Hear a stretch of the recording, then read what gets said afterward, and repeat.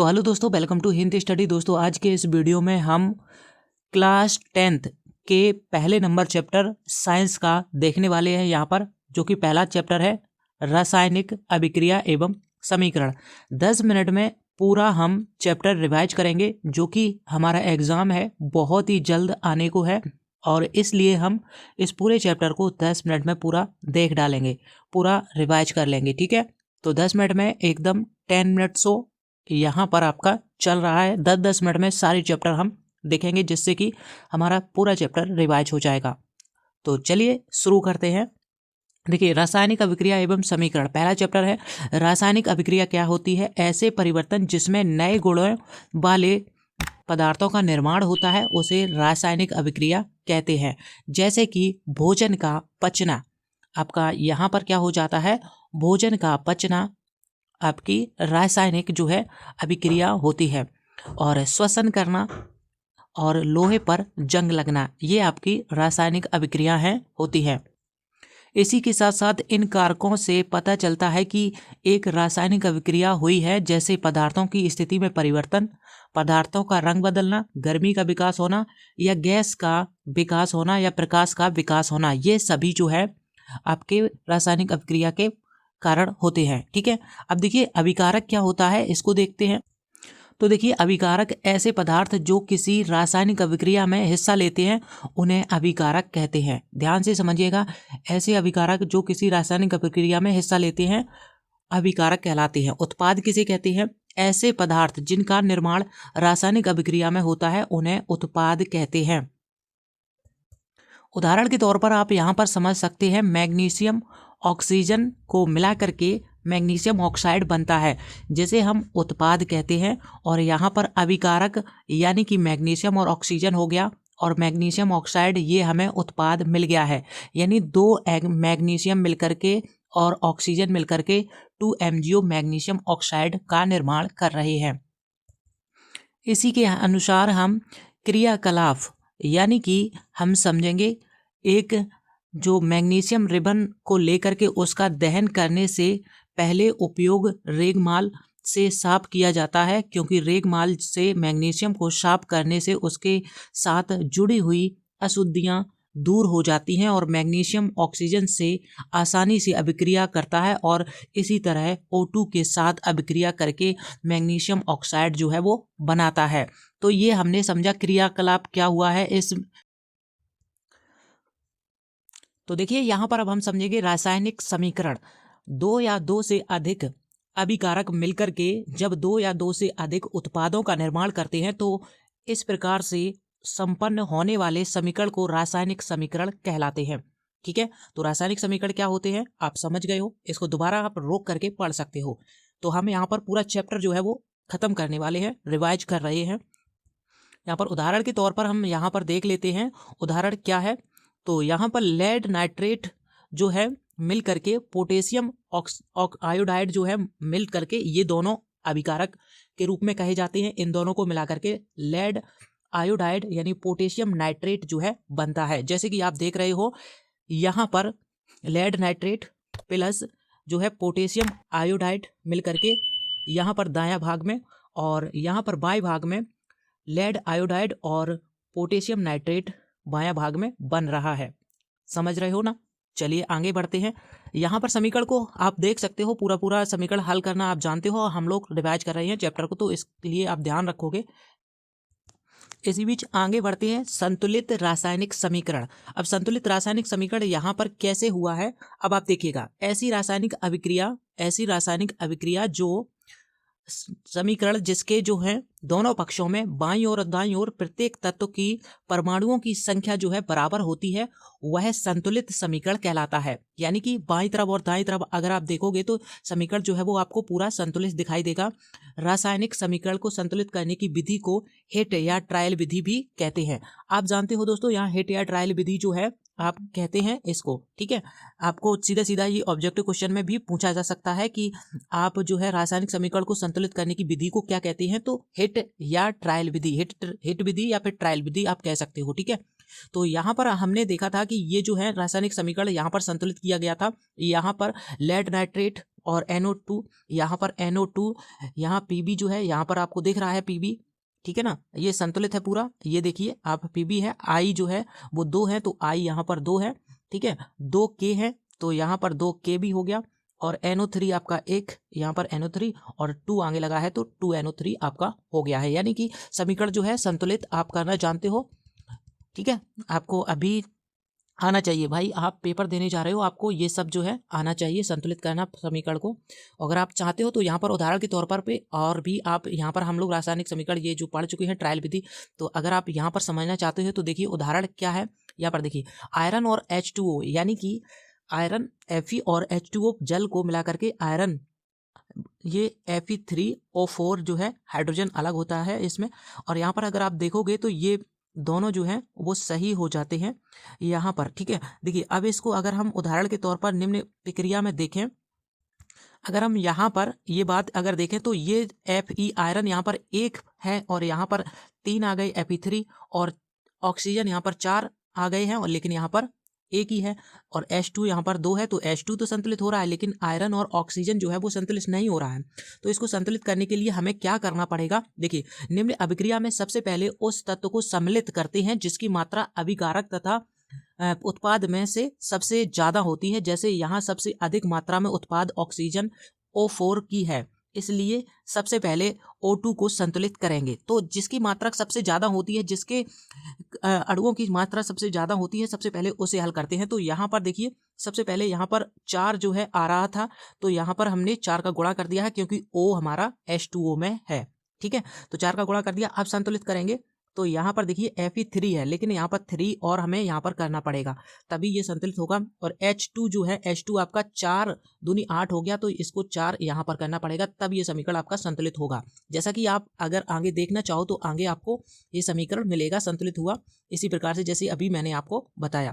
तो इस प्रकार से देखिए आपका ये समीकरण जो है, अब जैसा कि यहाँ पर आप देख रहे हो, अब प्राप्त अभिक्रिया में अभिकारक और हाइड्रोजन मात्रा अधिक है, इसलिए हाइड्रोजन को संतुलित करेंगे। इस प्रकार उत्पाद हाइड्रोजन के आगे 4 लगाएंगे। तो हमने अभी आपको बताया था उत्पाद जो हाइड्रोजन है उसके आगे उत्पाद में ये 4 हैं, तो इसको भी 4 हमें ऑक्सीजन चाहिए हैं। तो इस प्रकार से यहाँ पर हो जाएगा और यहाँ पर 4 हाइड्रोजन भी हो जाएंगे क्योंकि यहाँ पर 4 दूनी 8 हाइड्रोजन हो गए हैं, तो यहाँ पर हाइड्रोजन की वैलेंसी हो गई। लेकिन अभी आयरन की यहाँ पर वैलेंसी नहीं हुई है क्योंकि Fe3 दिया है यहाँ पर, तो 3 का मल्टीप्लाई और यहाँ पर हम करेंगे तब ये समीकरण जो है आपका संतुलित सही से माना जाएगा। समझ रहे हो? तो अगले प्रक्रिया में यही हमें बताया जाएगा कि क्या है, कैसे संतुलित होगा। तो यहाँ पर आप देखोगे तो देखिए संतुलित करना, अब प्राप्त अभिक्रिया में Fe लोहे की मात्रा संतुलित है नहीं है, इसलिए अभिकारक Fe के आगे 3 लगाएंगे। Fe के आगे हम क्या करेंगे, 3 लगा दिया है, तभी ही अब आपके सभी जो है अभिक्रिया और अभिकारक जो है दोनों संतुलित हो जाते हैं। देखिए 3 आयरन हो गए, 3 आयरन यहाँ पर है, 4 H2 तो 4 H2 ये लिखा, और 4 O के साथ में है तो O4 ये लिखा, ठीक है। इस प्रकार से समीकरण संतुलित अभिक्रिया समीकरण आपका बन जाता है, ठीक है ना। अब हम आगे बढ़ते हैं, इसी के अनुसार द्रव्यमान और संरक्षण नियम को समझते हैं। द्रव्यमान संरक्षण नियम जो है वो क्या है, यहाँ पर हम अब इसको समझेंगे। देखिए द्रव्यमान संरक्षण नियम, द्रव्यमान संरक्षण का नियम जो है यह कहलाता है कहता है कि किसी भी रासायनिक अभिक्रिया में द्रव्यमान का ना तो निर्माण होता है और ना ही विनाश होता है। देखिए द्रव्यमान संरक्षण नियम हमें क्या कहलाता है कि किसी भी रासायनिक अभिक्रिया में द्रव्यमान का ना तो निर्माण होता है और ना ही इसका विनाश होता है। तो अगर पूछा जाता है ऑब्जेक्टिव में तो आप बता दोगे कि कौन सी क्रिया जो है द्रव्यमान में ना तो इसका निर्माण होता है और ना ही उसका विनाश होता है। रासायनिक अभिक्रिया के पहले एवं उसके पश्चात प्रत्येक तत्व परमाणुओं की संख्या समान होनी चाहिए, यानी परमाणुओं की संख्या जो है प्रत्येक तत्व में आपकी समान होनी चाहिए। आगे देखते हैं, देखिए रासायनिक अभिक्रिया के प्रकार, अब हम यहाँ समझेंगे कि रासायनिक अभिक्रिया के जो है प्रकार क्या है। देखिए हम पूरा चैप्टर कंप्लीट कर चुके हैं, लगभग थोड़ा सा और रह गया, पेशेंस बनाए रखिए, पूरा चैप्टर हम हर एक चैप्टर आपका कराएंगे कंप्लीट। तो देखिए यहाँ पर संयोजन अभिक्रिया, ऐसी अभिक्रिया जिसमें 2 या 2 से अधिक अभिकारक मिलकर के एकल उत्पाद का निर्माण करते हैं उसे संयोजन अभिक्रिया हम कहते हैं।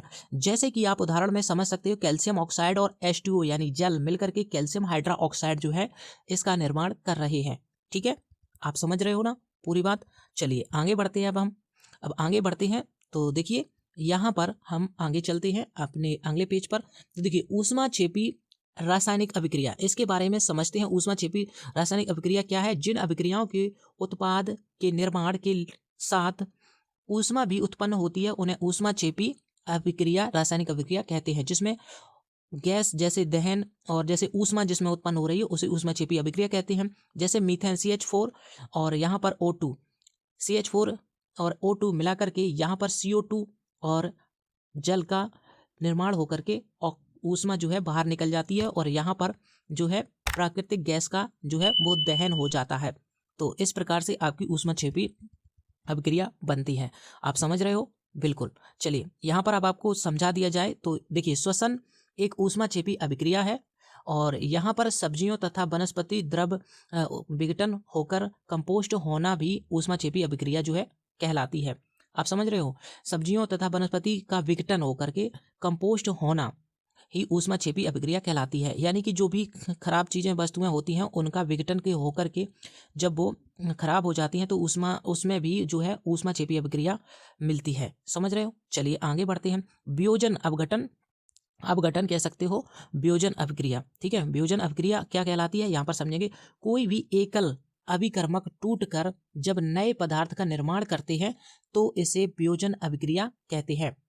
ठीक है, इसे वियोजन अभिक्रिया कहते हैं। जैसे कैल्शियम कार्बोनेट ऊष्मा में कैल्शियम ऑक्साइड और CO2 कार्बन डाइऑक्साइड का निर्माण करते हैं। यहाँ पर ऊष्मा को इससे संबोधित किया जाता है, ये डेल्टा है, इससे संबोधित किया जाता है, आपको ध्यान रखना है। ठीक है ना? चलिए आगे बढ़ते हैं। हम समझ गए हैं वियोजन अभिक्रिया क्या होती है। आप रोक करके इसको समझ सकते हैं अच्छे से। देखिए, और अगर यहाँ पर देखेंगे इस चीज को तो दो जो है आयरन सल्फेट ऊष्माक्षेपी अभिक्रिया के अंतर्गत आयरन ऑक्साइड जो है SO2 को और SO3 को अलग कर देता है। ठीक है, इस प्रकार से अगर आप देखोगे तो ये पूरा समीकरण आपका संतुलित आपको नजर आएगा। चलिए थोड़ी सी और बात है, बस आपका चैप्टर जो है वो कंप्लीट हो जाता है। यहाँ पर देखो वियोजन अभिक्रिया निम्न 3 प्रकार की होती है। वियोजन अभिक्रिया जो है वो निम्न 3 प्रकार की जो है होती है। ऐसी अभिक्रिया जिसमें पदार्थों का अपघटन होकर उत्पाद जो है बनने में संपूर्ण अभिक्रिया ऊष्मा के द्वारा हो उसे ऊष्मीय वियोजन या ऊष्मीय अपघटन अभिक्रिया कहते हैं। आप समझ रहे हो? इस चैप्टर को पूरा बहुत ही जबरदस्त तरीके से, मोस्ट इंपॉर्टेंट तरीके से इसको समझाया जा रहा है। अगर आप ये चीज़ें समझ लेते हो तो आपका जो है कोई भी 90% या 95% नहीं मिट सकता। समझ रहे हो? चलिए यहाँ पर उदाहरण देख लेते हैं। सिल्वर ब्रोमाइड जो है ऊष्मा होकर के सिल्वर ब्रोमाइड अलग कर देता है। सिल्वर को और ब्रोमाइड को जो है वो अलग कर देता है। सिल्वर ब्रोमाइड का उपयोग श्याम श्वेत फोटोग्राफी में किया जाता है, ये आपको ध्यान रखना है। सिल्वर ब्रोमाइड का उपयोग जो है श्याम और श्वेत फोटोग्राफी करने के लिए ये किया जाता है। वैद्युत वियोजन, अब आप समझो यहाँ पर वैद्युत वियोजन के बारे में। देखिए वैद्युत वियोजन, टाइम कम है दोस्तों इसलिए हम तेजी के साथ ज़्यादा ना समझाते हुए चल रहे हैं। आपको समझना है और अभी अच्छे से करते हुए चलना है। वैद्युत वियोजन ऐसी अभिक्रिया जिसमें पदार्थ का वियोजन विद्युत धारा प्रवाहित करने पर होता है। यानी विद्युत धारा जिसमें प्रवाहित होती है उसे वैद्युत वियोजन कहा जाता है, उसे वैद्युत वियोजन कहते हैं। बहुत ही आसान था। चलिए प्रकाशीय वियोजन किसे कहते हैं? प्रकाश ऐसी अभिक्रिया जिसमें पदार्थों का वियोजन सूर्य के प्रकाश की उपस्थिति में किया जाता है, उसे प्रकाशीय वियोजन कहते हैं। बिल्कुल आसान है। सूर्य के प्रकाश में जिसका वियोजन जिसकी उपस्थिति सूर्य के प्रकाश में हो वो आपकी प्रकाशीय वियोजन, और वैद्युत जिसमें प्रभावित हो रही हो वो आपका वैद्युत वियोजन हो जाता है। ठीक है ना? चलिए बहुत ही आसान था। चलिए आगे बढ़ते हैं। यहाँ पर देखिए ऊष्मा शोषी अभिक्रिया, यहाँ पर हम समझते हैं ऊष्मा शोषी अभिक्रिया। थोड़ा सा और बचा हुआ है। ऊष्मा शोषी अभिक्रिया क्या है? जिन अभिक्रियाओं में ऊर्जा अवशोषित होती है उन्हें ऊष्मा शोषित अभिक्रिया कहते हैं। उदाहरण के लिए नाइट्रोजन और O2 यानी ऑक्सीजन मिलाकर के नाइट्रोजन ऑक्साइड ऊष्मा अवशोषण के रूप में इसे निकालते हैं। ठीक है, चलिए अब यहाँ पर आगे बढ़ते हैं। विस्थापन अभिक्रिया क्या है? विस्थापन आप जानते हो, विस्थापन का मतलब क्या होता है? ऐसी अभिक्रिया जिसमें अधिक क्रियाशील तत्व अपने से कम क्रियाशील तत्वों को विस्थापित करता है और एक नए पदार्थ का निर्माण करता है, उसे हम विस्थापित अभिक्रिया कहते हैं। जैसे कि यहाँ पर Fe है जो और क्यूप्रस सल्फेट जो है मिलकर के यहाँ पर अधिक क्रियाशील तत्व जो है बनाते हैं और कम क्रियाशील तत्व जो है निकाल करके आयरन सल्फेट और कॉपर को अलग कर देते हैं। ठीक है ना? इस प्रकार से आपकी अभिक्रिया जो है विस्थापन अभिक्रिया जो बनती है, विस्थापित करना इसको। ठीक है, अब यहाँ पर आप अगर देखो तो यहाँ पर विस्थापन अभिक्रिया जो है ऐसी अभिक्रिया जिसमें 2 या 2 से अधिक अभिकारक अपने आयनों का आदान प्रदान कर नए उत्पाद का निर्माण करते हैं, उसे हम द्विविस्थापन अभिक्रिया कहते हैं। द्विविस्थापन अभिक्रिया कहते हैं ऐसी अभिक्रिया जिसमें 2 या 2 से अधिक अभिकारक अपने आयनों का आदान प्रदान करते हैं। उसी प्रकार से देखिए द्विविस्थापन अभिक्रिया यानी कि अभी क्या हो रहा था, एक ही विस्थापना हो रही थी इसका, अब इसमें क्या हो रहा है, यहाँ पर Ba की भी विस्थापना हो रही है। देखिए यहाँ पर बेरियम सल्फेट और यहाँ पर सोडियम इसके NaCl बना दिया है, यानी एक इसका इसमें और इसका इसमें, जैसा कि आप चित्र में देख रहे हो। इस तरीके से आपका समझाया गया है, ठीक है। चलिए बहुत ही ज़बरदस्त तरीके से बनाया गया है, ये बहुत ही ज़बरदस्त तरीके से, बहुत ही अच्छे तरीके से। इस तरीके से आपको कहीं भी स्लाइड नहीं मिलने वाली। वीडियो को लाइक और चैनल को जरूर आप सब्सक्राइब कर लें। देखिए अब यहाँ पर हम देखेंगे उपचयन। थोड़ा सा टाइम 5 मिनट ज़्यादा हो गया है, कोई बात नहीं, हम 15 मिनट में एक चैप्टर को कंप्लीट करेंगे और थंबनेल पर भी हम यही लगाएंगे कि 15 मिनट में पूरा चैप्टर रसायन अभिक्रिया, हर एक चैप्टर को 15-15 मिनट में हम करेंगे, ठीक है। जैसा कि ये पहला वीडियो था, हम समझ रहे थे कि कितने मिनट में आपका जो है एक चैप्टर कंप्लीट हो जाएगा, तो वो 15 मिनट लगभग में एक चैप्टर समाप्त कर दिया जाएगा, ठीक है। तो अब थंबनेल पर 15 मिनट शो चलेगा। चलिए देखिए यहाँ पर आप समझिएगा उपचयन अभिक्रिया, अपचयन अभिक्रिया। यहाँ पर आप देख रहे हो कॉपर और ऑक्सीजन को मिला करके यहाँ पर कॉपर ऑक्साइड जो है इसका निर्माण हुआ है, और O2 जो है वो प्लस के और माइनस में H2 जो है वो जाता है। अब देखिए यहाँ पर क्यूप्रस H2 और कॉपर H2O भी बन जाता है, यहाँ पर प्लस में H2 और माइनस में O2 निकलता है, ठीक है। चलिए आगे बढ़ते हैं। यहाँ पर ये बात आपको समझ आई होगी, आशा करता हूँ। और यहाँ पर आप लास्ट में समझेंगे रेडॉक्स, और हमारा पूरा कंप्लीट हो जाता है। रेडॉक्स अभिक्रिया क्या है? ऐसी अभिक्रिया जिसमें अपचयन और उपचयन दोनों अभिक्रियाएं एक साथ हों उसे रेडॉक्स अभिक्रिया कहते हैं। उपचयन और अपचयन दोनों एक साथ हों उसे हम रेडॉक्स अभिक्रिया कहते हैं। जैसे क्यूप्रस ऑक्साइड और H2 मिलकर के क्यूप्रस अलग और H2O अलग हो रहा है, यहाँ पर उपचयन और अपचयन की दोनों क्रियाएं हो रही हैं, तो इस प्रकार से रेडॉक्स अभिक्रिया ये आपकी बनती है। तो बस पूरा चैप्टर आपका कंप्लीट हो गया है। अब पूरा चैप्टर हो गया है तो आप वीडियो को लाइक और चैनल को सब्सक्राइब कर लो, हाइप कर दो, और आप हमारे चैनल को ज्वाइन भी कर सकते हो। और किस टॉपिक पर बात की जाए ये भी आप अपने मैथ या किसी भी टॉपिक के लिए आप यहाँ पर जुड़ सकते हो। मिलते हैं अगली वीडियो में। Thanks for watching.